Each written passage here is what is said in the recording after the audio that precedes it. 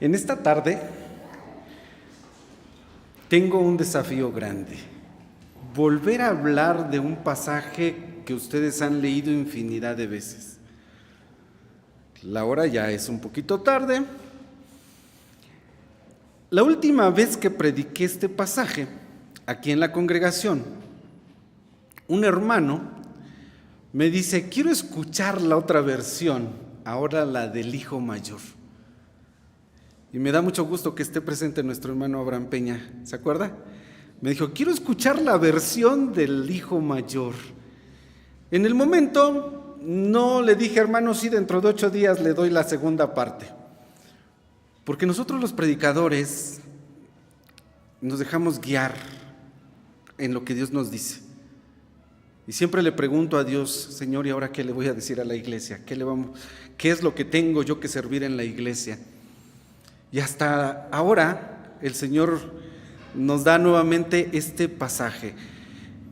Quiero invitarles a que ahora veamos este pasaje que es sumamente conocido, pero ahora lo vamos a analizar desde un enfoque familiar. Vamos a meternos a la historia de la familia.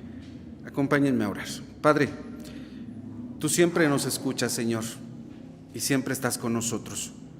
Y eres bueno. Y en tu bondad nos das todas las cosas que nosotros te pedimos de acuerdo a tu voluntad. Cuanto más cuando pedimos, Señor, que nos ilumines, que nos des de tu palabra, que abras nuestro entendimiento y que nos ayudes a mirar en ella, Señor, y comprender el mensaje que tú quieres transmitirnos a nosotros. Danos la unción de tu Espíritu Santo. Habla, Señor, que tus siervos y tus siervas todos escuchamos. Te lo pedimos en el nombre de Cristo Jesús. Amén. Tomen su lugar. Bueno, pues me da mucho gusto que esté nuestro hermano aquí con nosotros después de la historia que ya conocemos de él. Ustedes no saben nada de esta historia, ¿está bien? Ustedes nunca han escuchado lo que dice el Evangelio de Lucas, el capítulo 15, en los textos que acabamos de leer. Ustedes hoy lo acaban de leer. Hay en Israel un hombre hacendado. No se sabe cuánta es su riqueza, pero parece ser que es un hombre poderoso económicamente.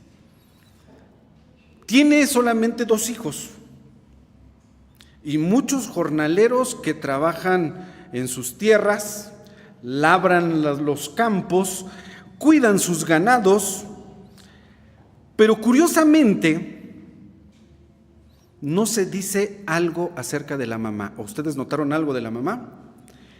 No. ¿Cuál es la razón? ¿Cuáles serían las posibilidades de por qué no se menciona a mamá en esta familia? ¿Qué habría pasado con la mamá? La primera opción sería que por la cultura de los judíos no mencionaban a la mamá, como que la relegaban un poquito. Pocas veces se hablaba acerca de la mamá, sino aquí el que tenía que ver era el papá. El que tenía el peso del nombre de la familia era el papá. Pero yo pienso que si había este hombre logrado una hacienda tan amplia, no lo logró solo.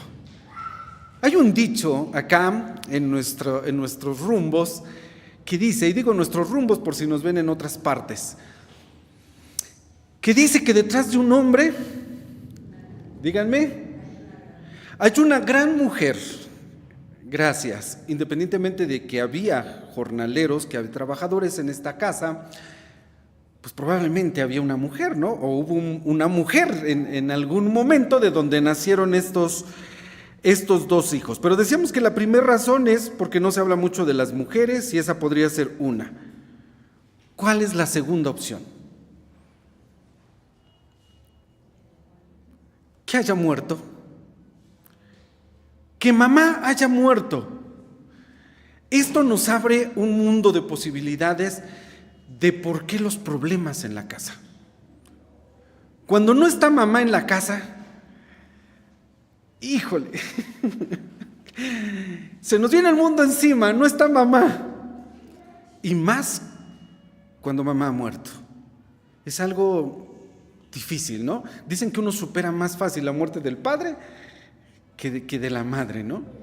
Por el apego, por los servicios, por la función que tiene la mujer dentro del hogar. Si la mamá, obviamente esto es otra posibilidad, si la mamá en esta familia murió, imagínenselo usted, ¿qué hacen 3 hombres solos en el hogar? ¿No? Vayan viendo las posibilidades de qué es lo que pudo haber sucedido. ¿Por qué no está mamá? ¿Por qué los problemas que hay en la familia pueden ser derivados a lo mejor de esa ausencia? ¿Están de acuerdo? Estamos hablando de posibilidades. Nada podemos enfatizarlo completamente, pero podría ser otra opción. ¿Cuál sería una tercera opción?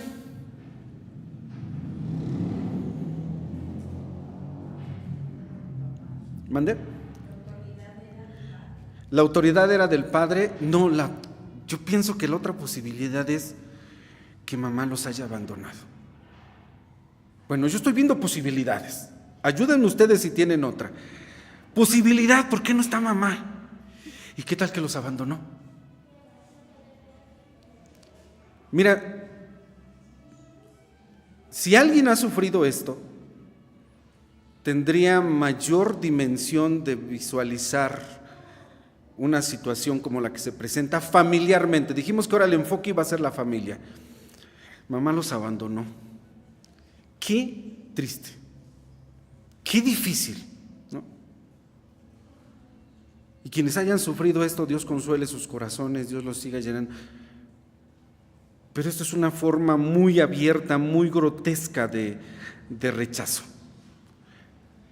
Yo veo esas 3 posibilidades. Si tienes otra en mente, después me la compartes. ¿Por qué no está mamá? Probablemente por estas 3 cosas que he mencionado. ¿Cuál sería la razón por la que no se hace presente la figura de la mamá? En realidad no lo sabemos. Estas son 3 posibilidades, son 3 hipótesis. Decía la vez anterior que de haber estado mamá en nuestro contexto occidental y aquí en México, cuando el hijo menor le pide la herencia al papá, la primera que se hubiese opuesto hubiese sido la mamá, ¿no? La primera que se hubiese opuesto hubiese sido la mamá. O se abre la otra posibilidad. Le dice, oye, ¿cómo? ¿Cielo? Oye, gordito, si le das a tu hijo el menor la herencia de lo que te está pidiendo, dale también al otro. O sea, yo estoy viendo posibilidades de qué pudo haber pasado en esa familia. ¿Y por qué doy posibilidades? ¿Por qué abro esto? Porque, bueno, ya se dieron cuenta que la historia que el Señor relató no tiene conclusión. ¿Ya lo vieron o no? ¿Tiene conclusión o no tiene conclusión? No se dice que el hijo mayor entró a la fiesta, se regocijaron, bailaron felizmente, tomaron vino y la fiesta concluyó hasta altas horas de la noche y los hermanos terminaron abrazados diciendo bienvenido. No hay un desenlace. Y eso a mí me sirvió para el título del mensaje de esta tarde. ¿Tú qué harías? ¿Qué harías tú? Tanto en el caso del papá como en el caso de la mamá, de estar allí presente. ¿Qué harías tú en el caso del hijo que pidió la herencia? Y ahora vamos a ver, ¿qué harías tú en el caso del hijo mayor que se quedó en la casa a trabajar? Ya les dije, ustedes no saben nada de esta historia, la acabamos de escuchar hoy.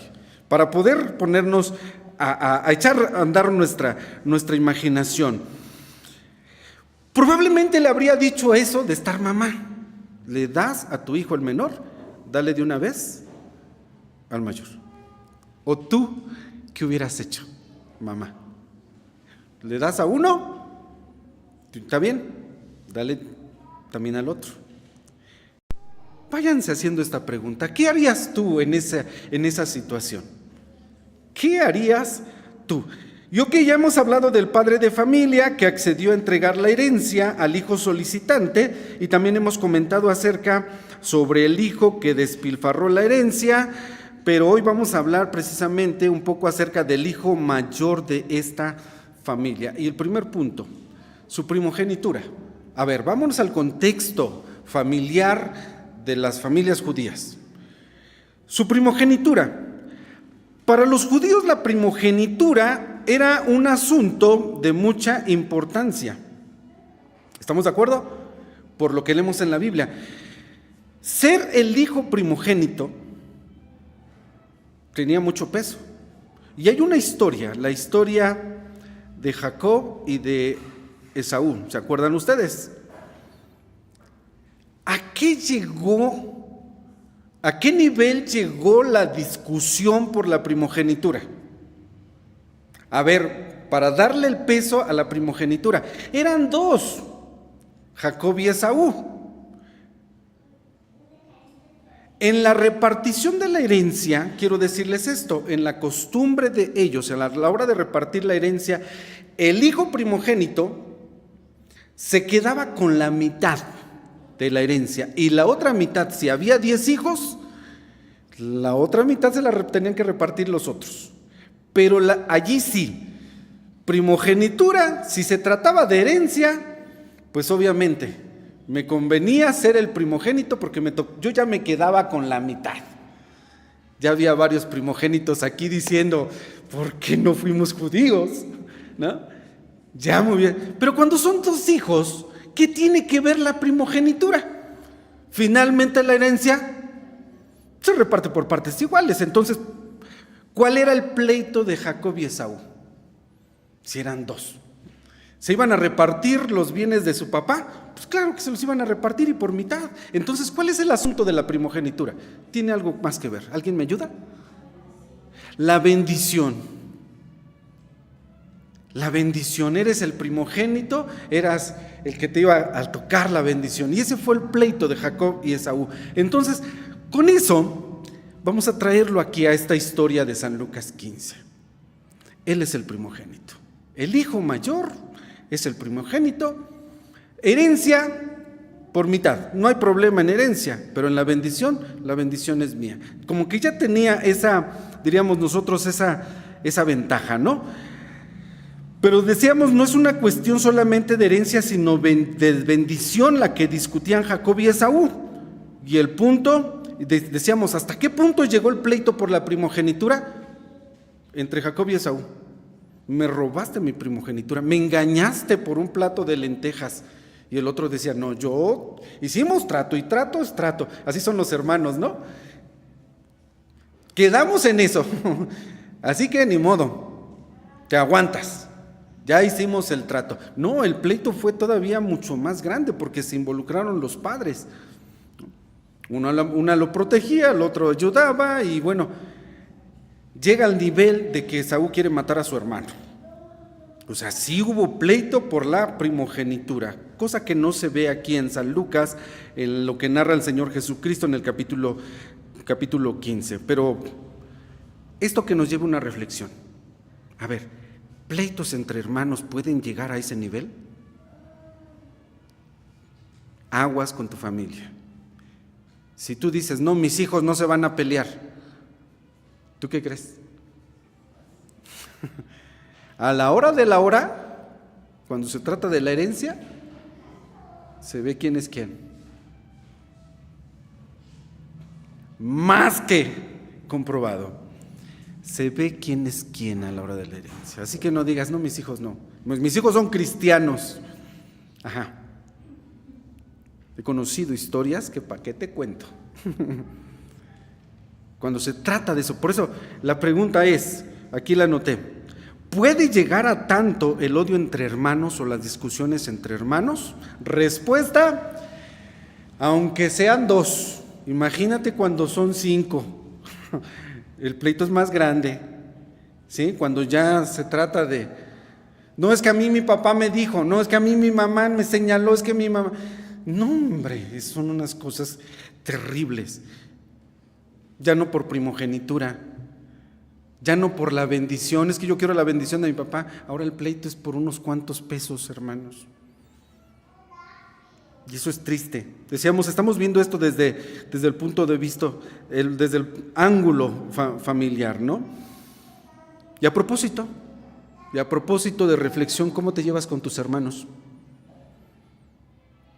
¿Cuál es tu relación con tus hermanos? ¿Es buena? ¿Hay respeto? ¿Tienes un trato justo con ellos? ¿Sí? ¿Has abusado en alguna ocasión de tus hermanos? ¿Cómo es tu relación con tus hermanos, con tus hermanas? O sea, es familia, es tu sangre, son tus hermanos. ¿Les das y al ratito se los reprochas? ¿Les das con amor? ¿Le ayudas cuando le tienes que ayudar? ¿Le tiendes la mano o le peleas las cosas? ¿Cómo es tu relación con tus hermanos? Ya no cómo fue en la casa, en la familia, cómo es tu relación ahorita con tus hermanos, porque finalmente esto que narró el Señor Jesús, pues no habla de la relación de ellos como hermanos, si se iban a trabajar juntos al campo, si a lo mejor el hijo menor era un poquito más flojo y el otro era más trabajador. O sea, hay una infinidad de posibilidades si pensamos en esta historia como familia, ¿sí? Del hijo mayor parece ser que es un hijo responsable y que es un hijo trabajador, porque mientras el hijo menor pidió la herencia y fue y se la gastó.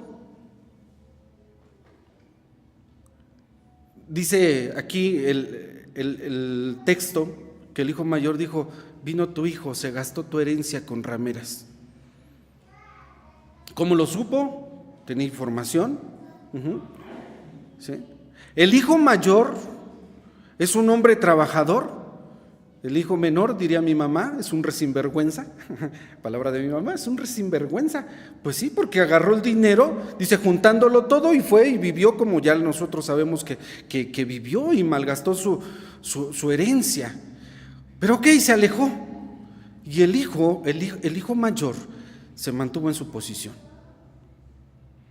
Su posición de hijo, su posición de primogénito, su posición de trabajador, porque de hecho cuando regresó el hijo menor y comenzó la fiesta, el padre lo recibió y todo lo que hizo, dice el versículo 25, ahí comienza la historia del hijo mayor. Versículo 25, dice que su hijo el mayor, ¿dónde estaba?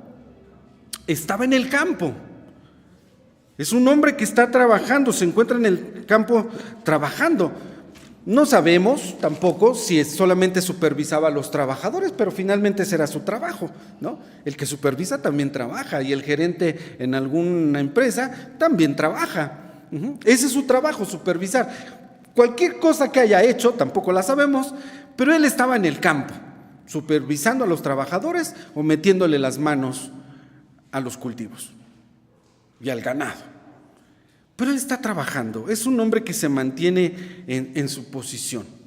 Ya dijimos, primogénito, heredero de la bendición, un hombre trabajador, un hombre responsable, porque cuando entabla la comunicación con el papá, le dice eso. Dice, mira, yo llevo tantos años sirviéndote y jamás me has dado un cabrito para celebrar con mis amigos. Y el papá no se lo cuestionó. Eso lo da por hecho. Entonces, si era trabajador, si era un hombre que le gustaba estar en el trabajo. El caso es que cuando él llega por la tarde a su casa, pensamos que era la tarde, llega a la tarde a su casa y escucha, ¿qué escuchó? Escucha la sinfonía, ¿no? Y si escucha la sinfonía, y si era como yo de repente, ¿qué día es hoy? ¿De quién es el cumpleaños? ¿Por qué hay fiesta? No me acordé de quién es su cumpleaños. ¿Pero de quién sería el cumpleaños como para hacer una fiesta? Dice, cumpleaños de mi papá no es. ¿Fiesta sorpresa para mí? Pues tampoco creo. ¿Qué está pasando aquí? Comienza una lluvia de pensamientos en el hijo mayor. Viene del campo, acuérdate. Y cuando uno viene de trabajar, hombres, ¿cómo venimos? Hermano, ¿cómo viene usted del trabajo? ¿A qué quiere llegar usted a su casa? Bueno, no nada más los hombres. Hermana, cuando llega del trabajo, ¿a qué quiere llegar a su casa? Pero él viene cansado, probablemente viene sudoroso, viene del campo. El trabajo en el campo es otra cosa, ¿eh? O sea, ustedes llegan de la oficina y todavía huelen al perfumito de la mañana, pero los que vamos al campo y vamos a sudar la gota gorda, llegamos rugiendo a león. Y entonces llega el hijo mayor y de repente, ¿qué fecha es hoy? ¿Qué música? Y llama a uno de los criados. Llama a uno de los criados y le pregunta de qué se trata todo esto. Y así como viene de cansado y de trabajado y todo sucio, muy probablemente, y hasta maloliente y con hambre, ¿no? Algunos con hambre ni les platico cómo nos podemos. Le dice al criado, oye, ¿de qué se trata? ¿Cuál fue la respuesta?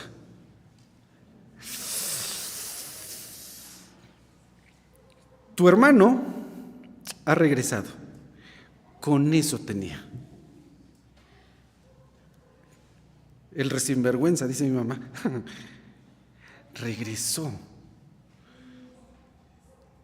¿Qué pasaría en tu mente, en tus emociones, en un momento así? Vienes del campo cansado, con hambre, sucio, asoleado, de escuchar música. ¿Quién es? Tu hermano. ¿Qué? ¿Qué? ¿Mi qué? Tu hermano regresó. Ah, mira, qué bonito. ¿Qué habrá sentido su corazón? ¿Qué sintió su corazón en ese momento? Alegría no creo, ¿eh? ¿O sí? ¿Creen que mi hermano ya vino? Qué bueno que... ¿Qué harías tú? Allí el título de la exposición o la reflexión. ¿Qué harías tú en ese momento? A ver, siendo honestos, ¿qué harías tú? Yo, cansado y con hambre, pregúntenle ahí.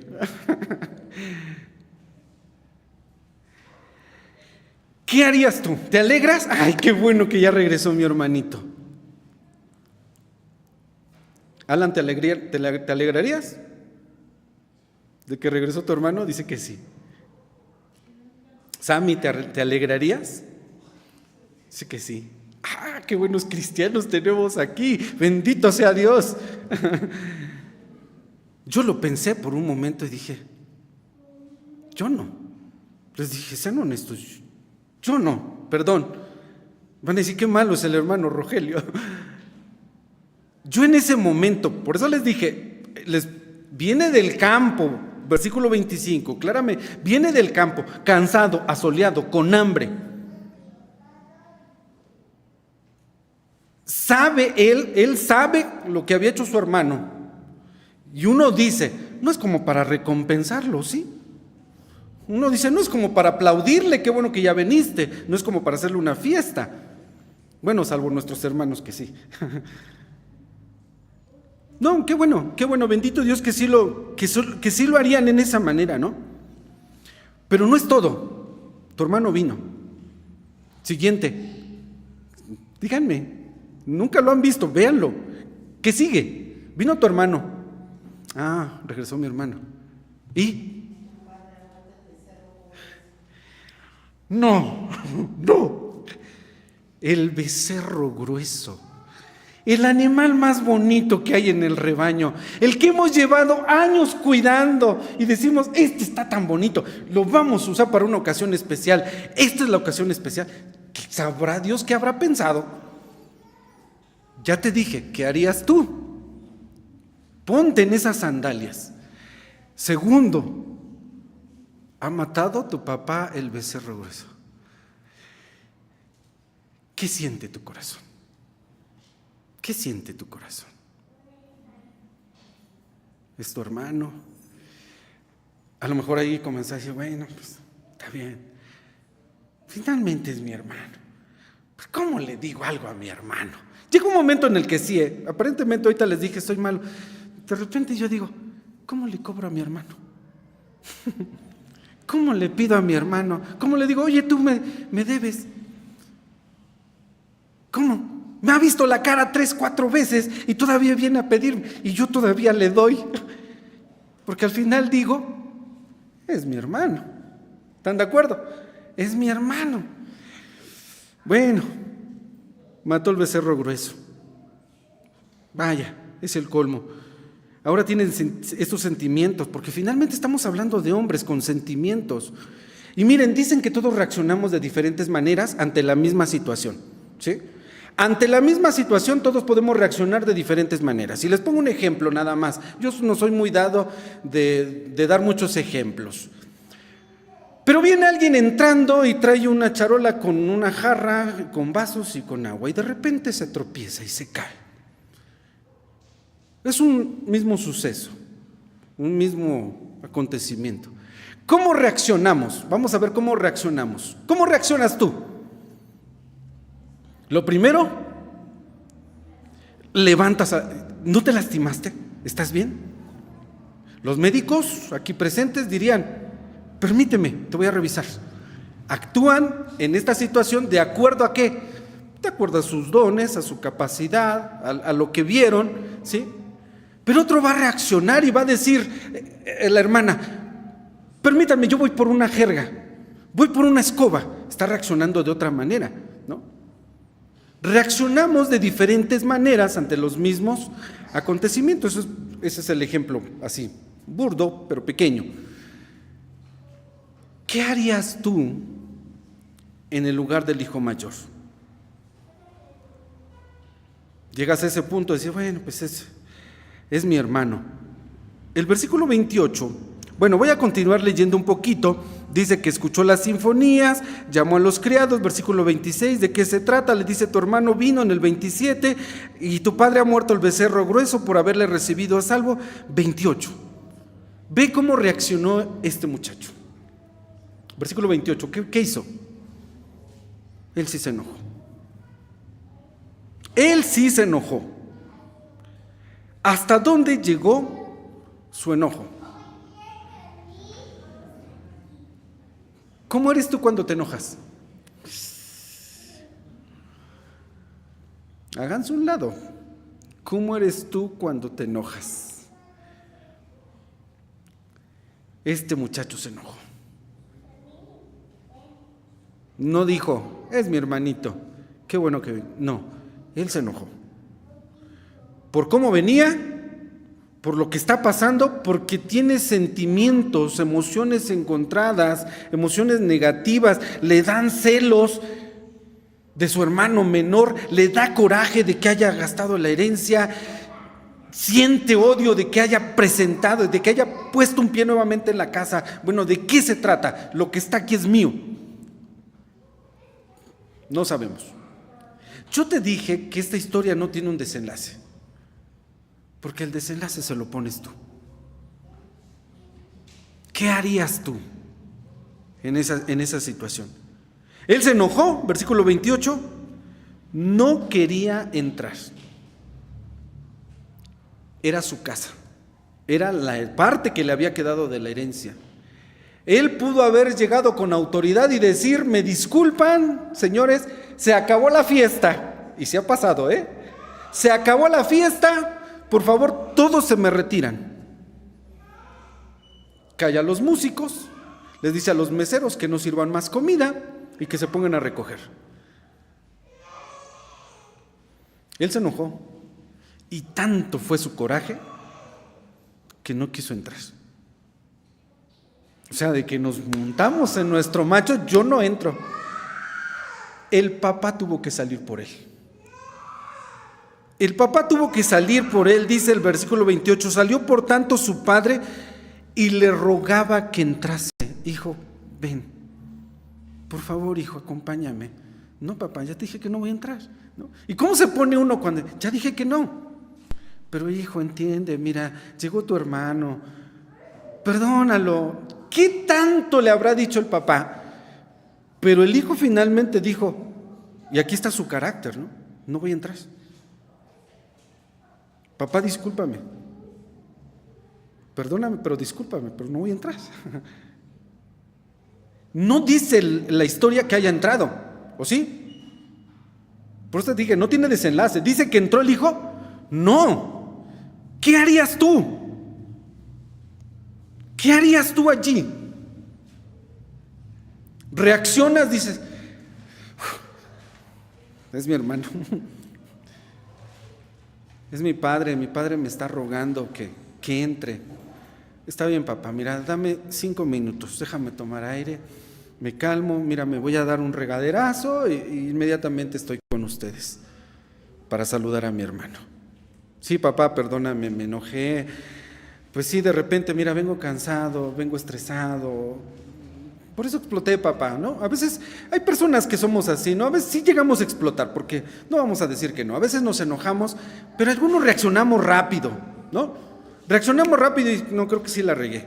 Me equivoqué feo, perdón, pido perdón.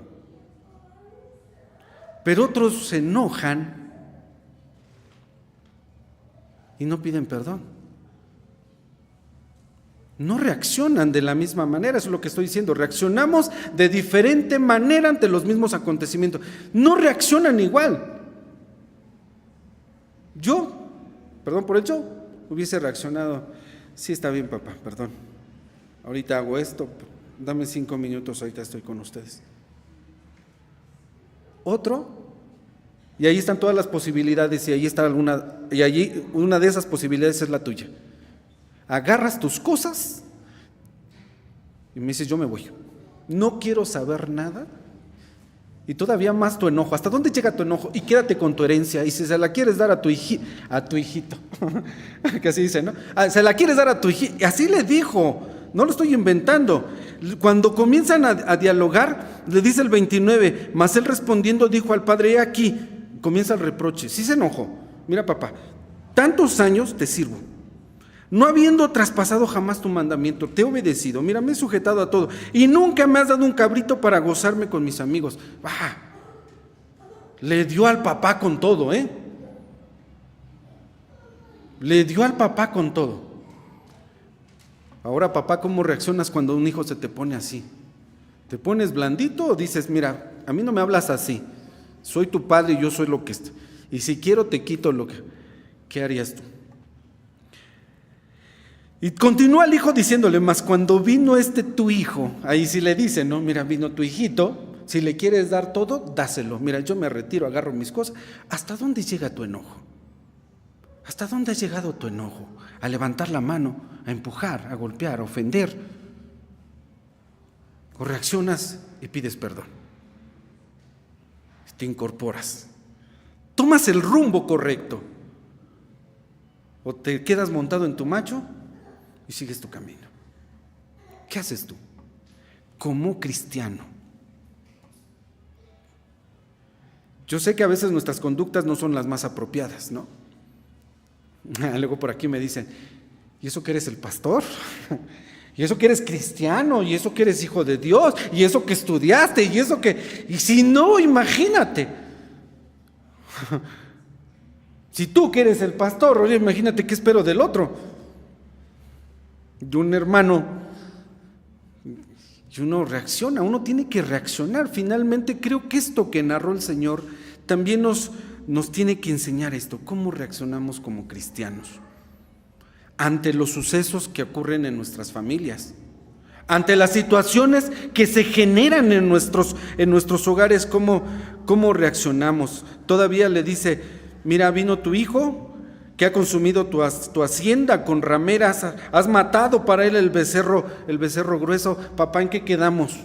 ¿Qué se iba a hacer para una ocasión especial? Y el papá le dice, hijo, esta es una ocasión especial. Tu hermano estaba muerto y lo he recibido con vida.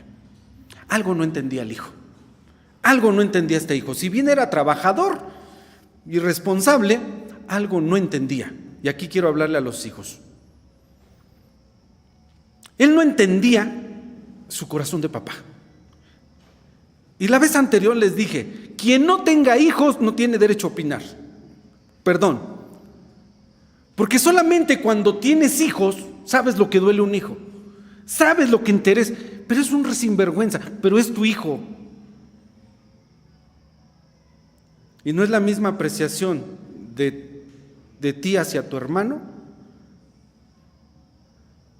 que de ti como papá hacia tu hijo, o como mamá hacia tu hijo.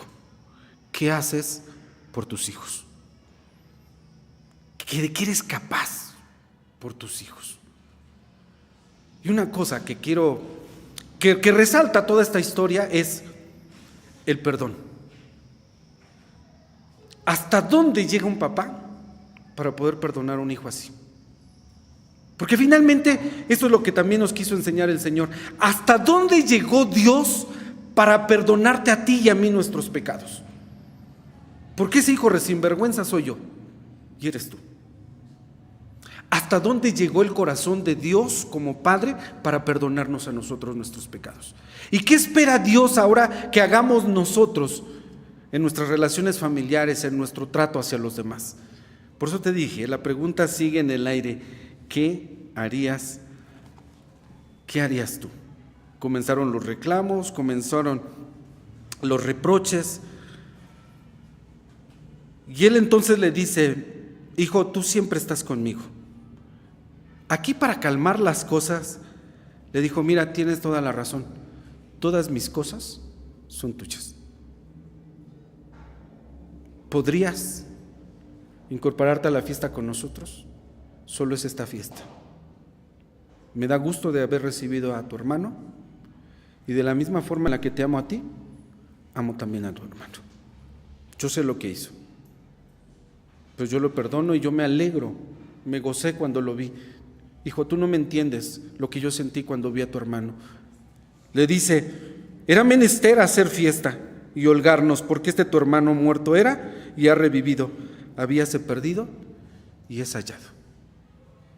Y termina la historia. No hay conclusión. ¿Qué harías tú? ¿Entras o no entras?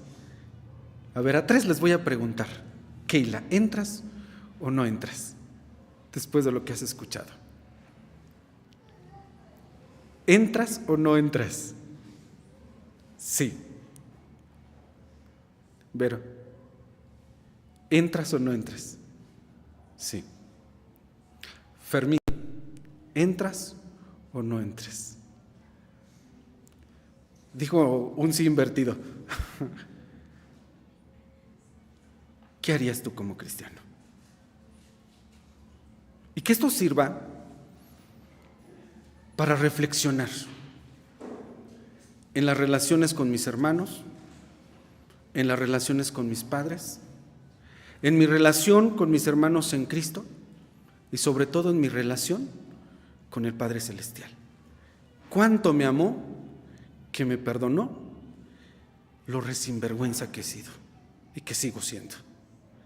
Todos mis pecados perdonados en Cristo. Ese es el corazón de un papá, que tanto ama al que está extraviado como ayuda al otro a perdonar también a su hermano. Que Dios nos bendiga, que Dios nos ayude. Y dice Pablo que todo lo que hagamos, todo, como cristianos, todo lo que hagamos, lo hagamos siempre como al Señor. En cualquier relación, en cualquier trato que tengamos, decía yo, hermanos, con nuestros padres, con la iglesia, dice que todo lo que hagamos, lo hagamos como al Señor y no a los hombres. Creo que esto nos daría una buena respuesta de qué haría yo en ese momento. Tengo que reaccionar y decirlo, tengo que hacer como para el Señor. Si Él fuera el Señor, tengo que entrar y tengo que gozarme. Hacer todo como para el Señor, en nuestro trato, en nuestro servicio, hazlo todo como para el Señor y no para los hombres. ¿Se lo merece? Decimos, no se lo merece, pero lo voy a hacer como para el Señor. Lo voy a perdonar, ¿se lo merece o no se lo merece? Como al Señor. Creo que ahí está la respuesta. ¿Qué harías tú? Que Dios te bendiga, que Dios me bendiga y que Dios confirme su palabra en nuestro corazón. Amén.